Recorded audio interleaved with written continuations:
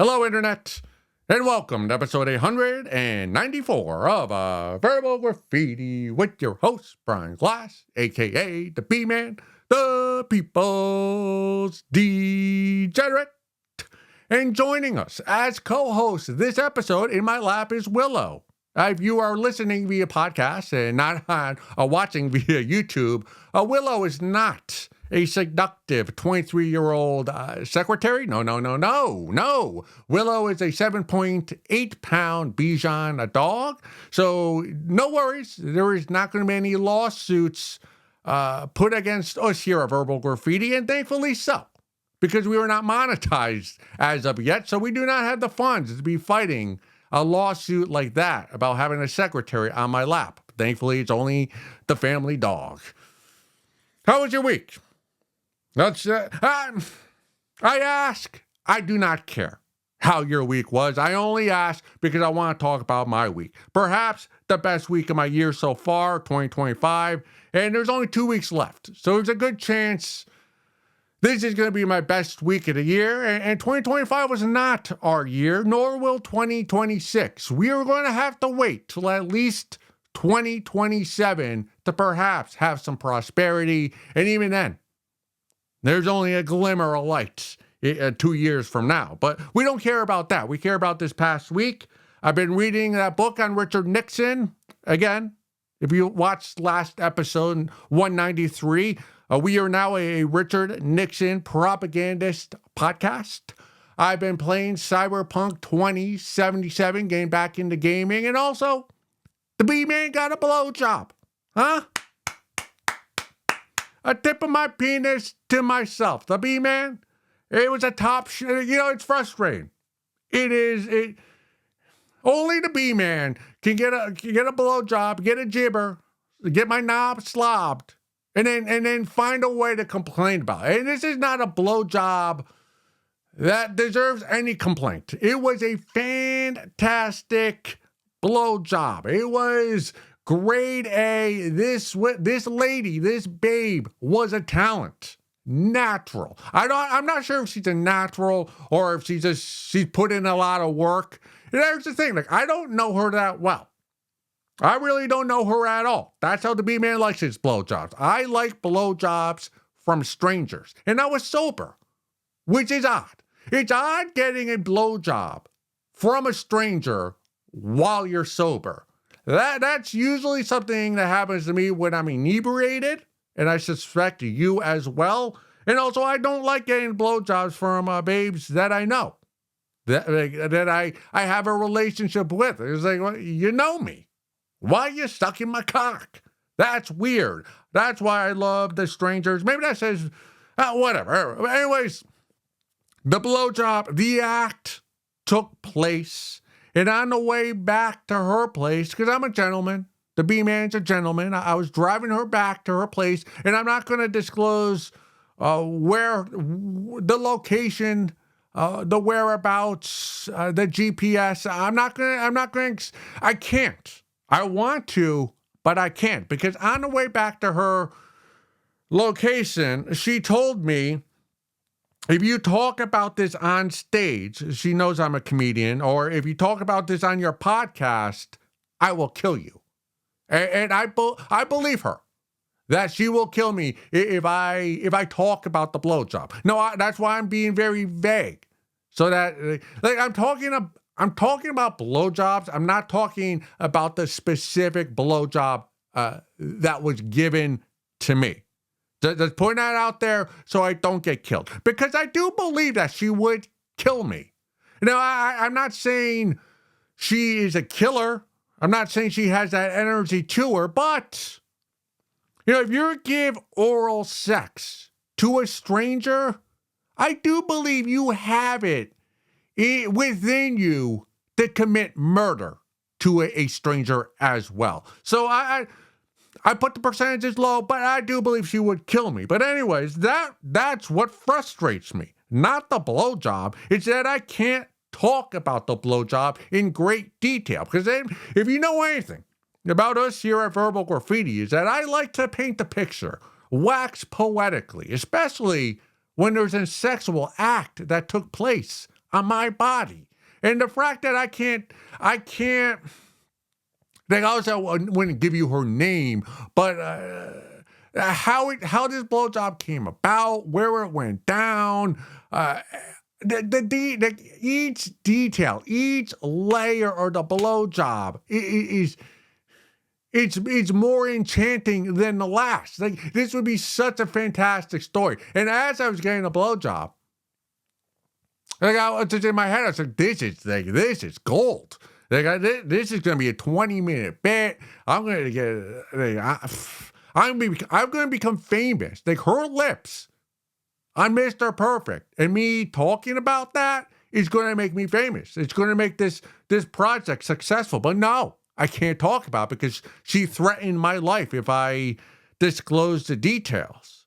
And that's what I learned. And after I dropped her off, because again, the B-man is a gentleman. I am a lover after all. On the way back, on my lonesome, they hit me. Blowjobs are non-refundable. They don't teach you that in health class in high school. I think they should. And that's frustrating.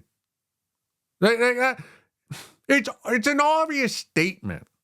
Much like nipples don't age, blowjobs are non-refundable, as are most sexual acts. It's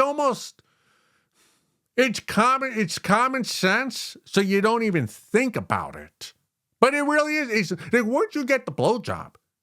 You can't ask for the receipt back and then go to customer service at, I don't know, Kohl's or Home Depot and, hey, can I exchange this for store credit? You can't do that with a blowjob. Hey, that's what, if I knew I wasn't going to be able to discuss the blowjob in great detail, I'd still get the blowjob. I'd still entertain the blowjob, but I would not be as enthusiastic about the leading up to the BJ. It's like Christmas morning. Everybody knows Christmas Eve is better than Christmas because of the excitement, the presents under the tree. Santa's coming tonight. It's almost like when you're driving to get the BJ. Like the excitement, the giddiness, the testosterone, the conversation, the pep talk you have with Mr. Perfect. Like that it's not more enjoyable than the actual act of the blowjob, the oral sex taking place, but it is. It's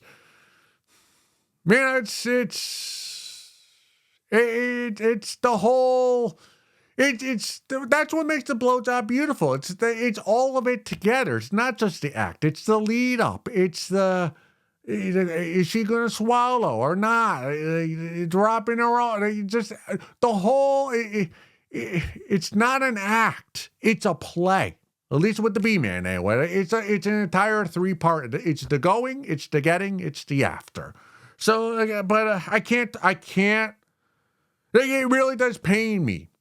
In that black heart, that deep pit in my stomach, in both of my balls, it just throbs in pain that I can't give you all the details of the blowjob I received this past week, that I have to be vague about it because, like, what's the point of getting a blowjob if you can't talk about it to all your friends and your family and your coworkers and on stage in front of strangers? Like, I know the answer. Well, it's hawking your dick loogie, with the assistance of a female, consensually, of course. But again, it's like I never got. Like, we were talking in a previous episode about not showering with teammates.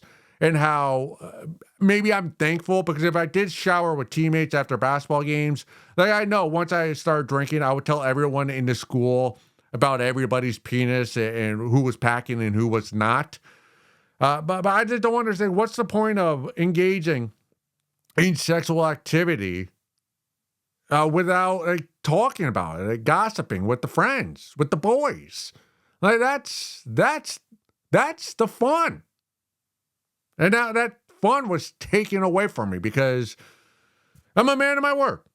And I like my life. And I want to finish this Richard Nixon book, so I'm not going to risk being killed by this stranger who gave me a fantastic. I'd give her a high grade. I give it. If this was, if she had a, if I could leave a review, A plus. Not A plus plus because she threatened to kill me, but A plus. Like it's worth. If you're married, this baby, it's worth cheating on your spouse with. It's worth. It's worth. It's worth. Her BJ's worth. It's funny. I was getting that blowjob. Not in the moment, but afterwards, I was thinking, man, like, I hardly did any. It was almost an eerie feeling because I didn't put any work into getting the blowjob. Like, no work at no dinner, no dog pony show, no marriage. And most of my friends are married. And they have to go through all that to get a blowjob, barely, from their spouses. And here I am, just a loser, lives in my mom's basement, have a job. I have a job, not a career. Just an unsuccessful comedian with 59 subscribers on YouTube. And I got a hot babe to suck my dick without putting any work in. And I have friends with real careers, mortgages, cars, real adults. And they got to do all that to get the blowjob. And the B-man's just out here being a pervert, able to get a blowjob. Not often, but every once in a while. So it does happen. It does happen. And it does make me feel I don't feel guilty. I do not feel guilty for my friends, them having to put in all that work to get the BJs. But I did, I want to dedicate the blowjob to my friend Colin James, who died recently. Last episode was dedicated to him, and the blowjob I received last week, I'm dedicating to my friend Colin James, who tragically died recently. And that's what I do. Like, when I get a blowjob or any type of sexual activity, like, I know that most Johns are not able to do so. So I do it for all of you. Like, I do it for myself. But afterwards, I do think about, there's so many Johns out there who can't get this. And oftentimes, I can't get it either. So when I do get it, it's like, hey, one of us got it. Like, come on. We can do this. Very odd how I think post blowjob. Anyway, moving forward. This one comes from the subreddit Divorce Men. I think we've been at this subreddit before. I just realized recently that in 10 years of marriage, she never made me a cup of coffee, not once. She never made me lunch or a sandwich or a meal. Don't get me wrong, she prepared meals, but that was only for all of us, the kids too. Again, I feel bad for this guy. I feel bad because I'm getting blowjobs from strangers. He's in a 10-year marriage, and his wife won't even make him a cup of joe. Not once in 10 years. That's divorce. I know this guy's divorced, but hypothetically, the B-man, I'm in a marriage, 10 years, and my wife never makes me a cup of joe. Not even a crappy Nespresso, like those little tablets that you put in and press down. Not even one of those crappy Nespresso pods. In 10 years, divorce. Divorce with cause. That's worse. And I'd rather my wife have a child out of wedlock with one of the Little League coaches and pawn the child off on me for the next 18 years than have a wife that won't make me a cup of joe every once in a while. Out of gratitude for her husband, her lover, the father of her children. The fact that she won't do that, that's worse than being cheated on. That's worse than a dead bedroom. Right? Now, honestly, after the first 6 months, the vagina gets boring. But a freshly pressed French press coffee on a Saturday morning never gets boring.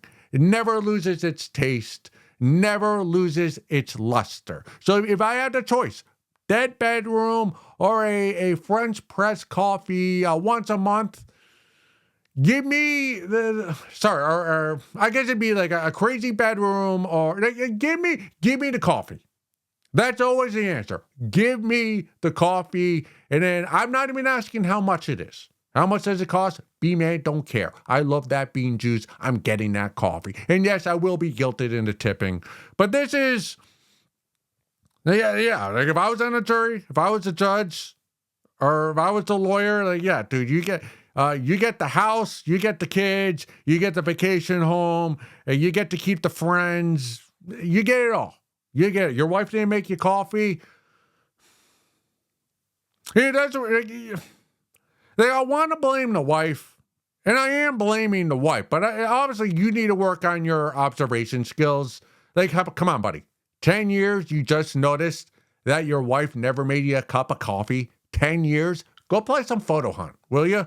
Like, learn how to pick things out. Play 1,000 hours of photo hunt, and learn how to be a better observer of what's going on around you. Learn how to pick things out. Because clearly you are lacking your observation skills. And if I were to ask your wife, I'm pretty certain there were some things in the relationship that you're at fault as well. Like if you're a lover and you love your spouse, like, do something. Just a little, like, get a cup of, like, I'm angry for you. This is secondhand anger. Like, if your wife was here, I'd punch her. Right? I wouldn't punch her. Like, I'd like to, no, we don't do domestic violence here. But if you were to push your wife, I'd turn the other way. Right? I wouldn't rat you out. We don't rat people out here at Verbal Graffiti. But 10 years. There wasn't once where your wife was going grocery shopping or picking up the kids from school or picking the kids up from practice or out with the girlfriends or getting fast food. And not once she stopped by Starbucks to get you a piping hot cup of Joe. Not once. 10 years? How do you live like that? How do you live like that? I remember I had this babe. Like I was infatuated with her, but we were just kind of fuck buddies, right? And we'd fuck a couple times a month, right? I'd go to her place, she'd come to mine. It was good. It was all good. And she made a lot more money than me because most of the babes the B-Man gets with, they make more money than I do. Not that hard to do. But I remember very distinctly, there were plenty of times where we'd be like going to her parking space. And then we'd be walking down Main Street, like, oh, let's stop by the bakery, see if they have any black and white cookies for you. Because she knew the B-Man, that's my favorite cookie, the black and white cookie. So just the fact that she would go, oh, let's go out of our way. Just have a block, I'll get you a black and white cookie. Like, that let me know. That little token, that little cookie of appreciation let me know that she cared about me. That she wasn't just using me for Mr. Perfect. That there was more than just the fucking going on. And I cared about her. It didn't work out, but hey, nor does life. We're all going to die. But the fact that you were in a 10-year, and that was just a fuck buddy, right? Not marriage, no kids. But the fact that you were in a 10-year relationship, probably plus with the marriage and everything, and your wife never did, just a little token of appreciation, a cup of Joe, a cookie, a pastry. There's something that, hey, thank you for putting kids on me in my belly, my uterus, and that rips my vagina apart. Thank you for not running, for being a deadbeat. The problem, the more I talk to that, the problem is your wife, and probably you as well, love your children more than each other. And that's why you got divorced. And that's a problem with many parents. They end up loving their kids more than each other. All right? Like you can't allow your wife, or your husband for that matter, to love the children more than you. You have to be the most loved person in a marriage. You and your spouse. You cannot allow your spouse to allow her or his identity to be completely around the children and have their identity be their children on social media. You cannot allow that. When you come home Or when your wife comes home, you can't allow her to like, hug and kiss the kids first. No. She kisses you because you're the husband. You're the man of the family, and vice versa. Like if your husband comes home and he picks the kids up and the toddlers and tosses them around, it's like, no, kiss me, then you can toss and play with the kids in the living room. Like you have to love each other, and that's why a lot of marriages break up, because they lose sight of that. Like you have a baby and you realize, wow, I love this baby more than I love you. And that's problematic in a marriage.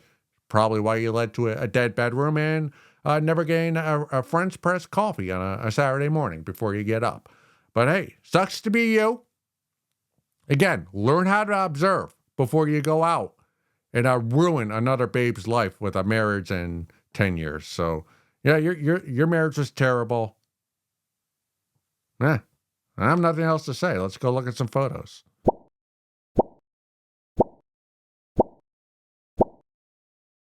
Episode 194, segment 2. Me and Willow still with you. Merry Christmas to you all. I got judged right before I came on camera. You ever get judged for how you eat? Not how you eat it, but what you're eating or what you're preparing to make that you're eventually going to eat? I don't get judged very often, or there isn't much commentary on my eating habits other than I am very bland. I am not an exotic eater. I'm meat and potatoes. If it looks weird, the B-man ain't eating it. I'm not even gonna poke through. If I can't pick out the country on the map, I don't want to eat that cuisine from that location. So what? To get to the point, B-man. Okay. So I'm making spaghetti for dinner, and it's not just spaghetti. A box of spaghetti. The $1.99, $2.99 box, thin spaghetti. I have it on the counter. I have a big pot out. I'm pouring water in it. And my sister asked me, she says, well, how much of that are you having? And I looked at my sister. I go, I'm having that. The box of spaghetti. And she said, well, how much of it? And I go, the entire box. She said, what are you talking about? I go, yeah, I'll eat it all, and then if there's a little bit left over, I'll have it for lunch tomorrow. But I'm going to eat it all because I'm the B-man. And she looks at me like, you cannot be serious. You cannot be serious. I go, yeah, that's what I do. I have a big pot. That's what I'm going to do. And then she goes, well, when I have spaghetti for dinner, which she does occasionally, she kind of opens the top of the box and goes, I'll have about this much. There's a little teeny amount, I don't know, maybe 10 strings of spaghetti. And I go, that's not going to fill me up. Like, I got to film 2 episodes of Verbal Graffiti. I just went for a 4-mile run. I'm going to have the whole box of spaghetti. I'm not even going to have to break them in half. I just take the whole box, the full pieces, throw it in the pot, stir it up for 20 minutes, and have myself a meal. Some butter, some parm, and there we go. And then she looks at the box. And I'm looking at her, look at the ingredients and all that. And she goes, no, I did not notice. Maybe you did. You probably did. Now, one of those boxes of spaghetti, the ones you buy for a couple bucks at the convenience store, the serving size of the entire box is 8 meals. All right, one of those boxes can feed 8 people. I eat the entire box. Anytime I have one of those, I eat the entire box by myself. And my sister goes, I don't know how you're not 300 pounds. And I was like, she's right. As she usually is. She is right. I should be 300 pounds. It's why I don't make fun of fatties. Now, I'll call a bitch fat behind her back. I'll talk about fatties on this podcast. But especially when I'm on stage, I'm not going to criticize somebody for being a fatty because at my core, I eat like a fatty. I should be 300 pounds. I eat a box of spaghetti and a soda as dinner. That can feed a family of 8. That can feed the poor. And I eat it and I'm already hungry again. So much like getting a blowjob and feeling a bit guilty for all the other Johns are doing it for all of them. Like, I'm eating a box of spaghetti that's made for 8 people. I'm eating that for all you fatties who can't do that, because I know most of you can't eat the amount of food I eat and stay relatively skinny. And I don't know how I would do it if I had to limit my calories, because it's a mind fuck when you're trying to limit your calories and lose weight. And thankfully, I've always been, I've gained less than 10 pounds since high school. I graduated, like 20 years ago, a little over 20 years ago. I'm basically the same body weight I was then. And I haven't limited my food intake or my eating habits since high school. Like, I will eat tonight at midnight. I will have a snack. I will eat. To paint the picture, I don't put, I eat potato chips, Ruffles. I don't put them in a bowl. I eat Ruffles potato chips, the big family bag, from the bag. I usually eat at least half the bag during one evening. And it usually takes me less than half an hour to do so. How am I not fat? How does the B-Man not have diabetes? I don't know. I don't have an answer for you. I know nothing about anatomy. I just found out last week that the uterus and the stomach are 2 different parts of the body. So I'm not the one to talk to you about calories and metabolism. That's not the B-Man. But yeah. So I'm eating for 8 octuplets. Is that octuplet? I think octagon is 1, 2. Hexagon 6. Octagon is 8. Yeah, I'm an octuplet eater. Right? This one. Coffee is the theme of this episode. This comes from the subreddit Kitchen Cells. Cafe barista talked to me about how annoyed she gets over the men's restroom being dirty.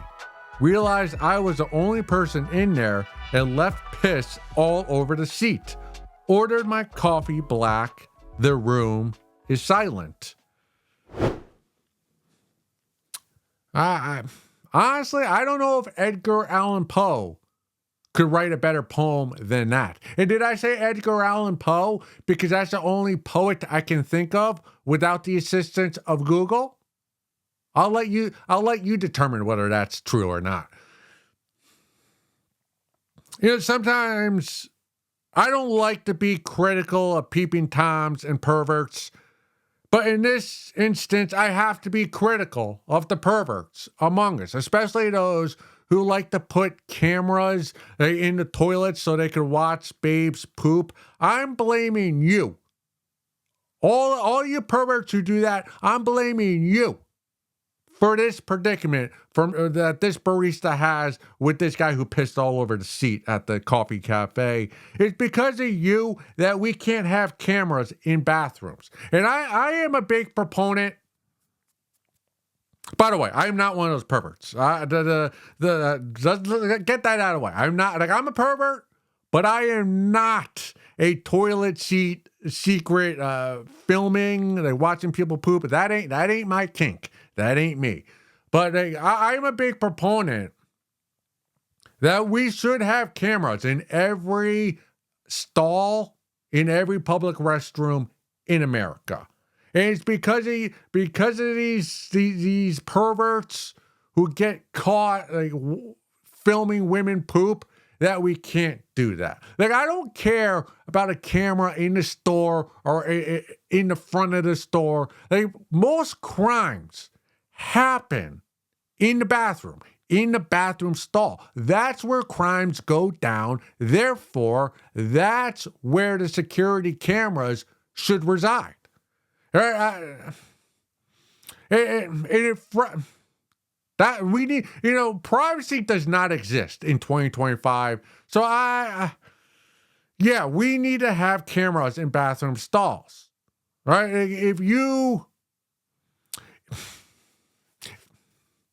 All right, let me break it down. How I am a follower.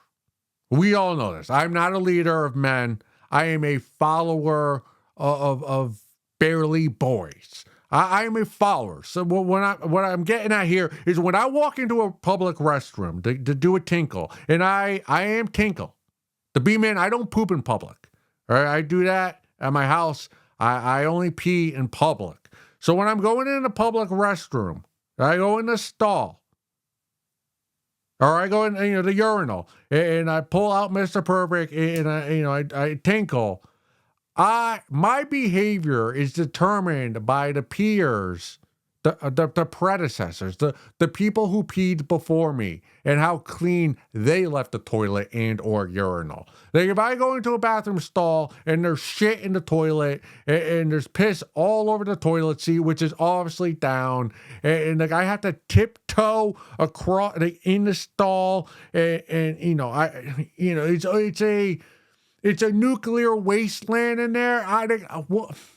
I'm not putting a toilet seat up. I will pee on a toilet seat, and at best afterwards, with the sole of my sneaker, like I'll try to lean against the stall door and balance myself to flush the toilet, which usually doesn't work. But if I go in there and it's spotless, it's boot camp in Virginia, and it's spotless, it's shiny. The janitor was just in there. I will put the toilet seat up. I will clean any mess that I make with toilet paper, and I will flush the toilet. So my actions are determined by those who enter the restroom before me. It's the broken window theory. You break one window, and suddenly the entire neighborhood windows and crime is through the roof. Same thing with the bathroom. The cleaner it is, the more respectful I am. Therefore, I'm a big proponent that if you get caught peeing in a bathroom, you get caught peeing on the toilet seat, or not putting the toilet seat down, or not flushing the toilet, or you have a black magic marker, and on the stall door you write for a good time with a good guy, call 203-500-7816. If you do any of those things, guillotine instantly.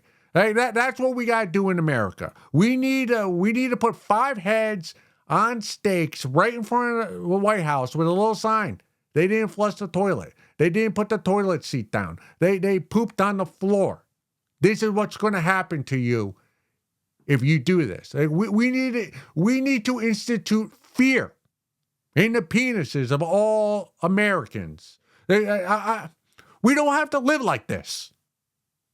We're a first world country. We have Bluetooth. We have the iCloud, whatever the fuck that is.